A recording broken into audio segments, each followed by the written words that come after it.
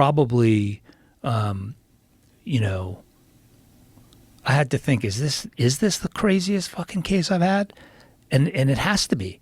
It has to be. Because the DA that is sitting in judgment of whether or not these 4 men that I'm going to tell you about in a moment, right before the election, for him to become DA, gets indicted. He gets indicted for allegedly like harassing a former employee and then trying to bribe her not to file a complaint against him, something like that, right before the election. And all of a sudden, he is now embroiled in this. He loses the election a couple of weeks ago, and he is now finds himself according to him, wrongfully accused of a crime he didn't commit. Well, my client is a guy by the name of John Edwards, and there were 4 guys. This is in Lorain, Ohio. Lorain County, Ohio. It's John Edwards, Lenworth Edwards, Benson Davis, and a guy named Al Cleveland. New York guys in the early 90s who were selling drugs in Ohio. They were going back and forth from Ohio to New York. And one morning, a man by the name of Epps is found dead in the street. His roommate is found about 7 hours later, a woman named Marsha Blakely, dumped in an alley behind a shopping center. The case is cold for a month. The police have hit dead ends. They have nowhere to go with the case. The prosecutor's office offers a $2,000 reward for anyone with information about the case. Wouldn't you know that the next day, a man by the name of William Avery Sr. walks in to the Lorain County prosecutor's office.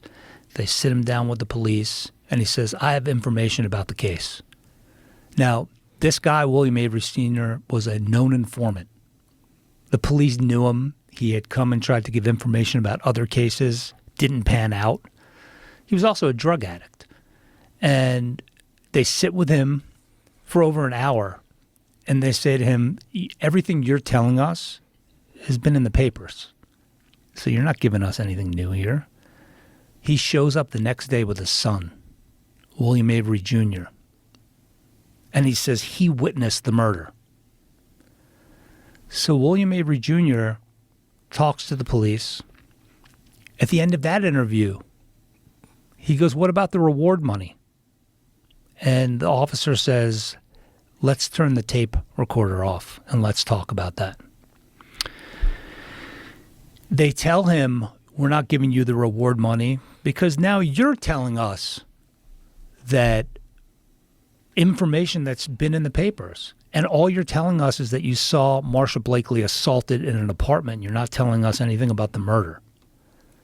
The very next day, he shows up and says that Al Cleveland told him that he murdered Marsha Blakely. So let's put a bookmark in it because I decided I wanted to do something a little bit different today. At the end of the episode, I'm going to give you a Twitter account. I've submitted today a 40-page submission. All of the exhibits that are mentioned in that submission to the Lorain County prosecutor. His name is J.D. Tomlinson. So now I'm going to invite the public. Before you go writing a letter to him or calling him, you read the submission and look at the exhibits yourself. Because what often happens is that in these reinvestigations, prosecutors' offices have something called a conviction integrity unit, where they say they'll reinvestigate the case.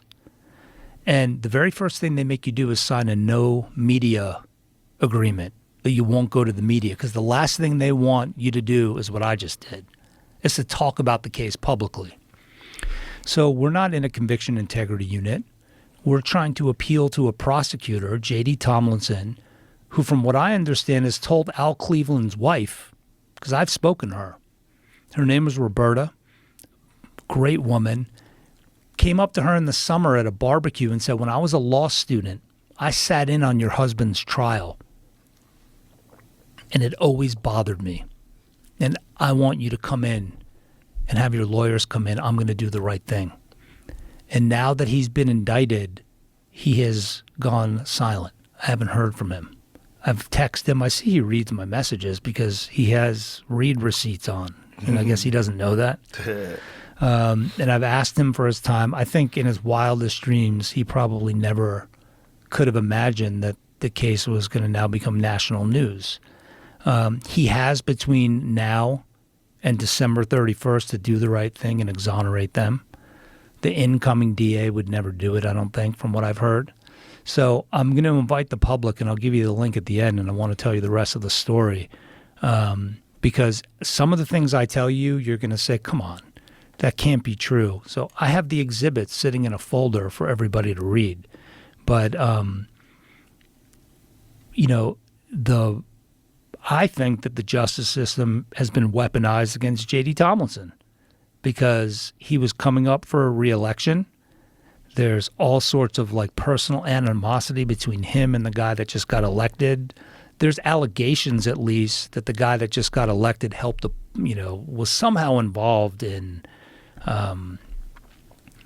getting him indicted by a special prosecutor. I don't know if it's true or not, but it doesn't just happen on the big national stage. Right. It happens all over the place, and you just don't always hear about it. Well, I think the fact that it happened on the big national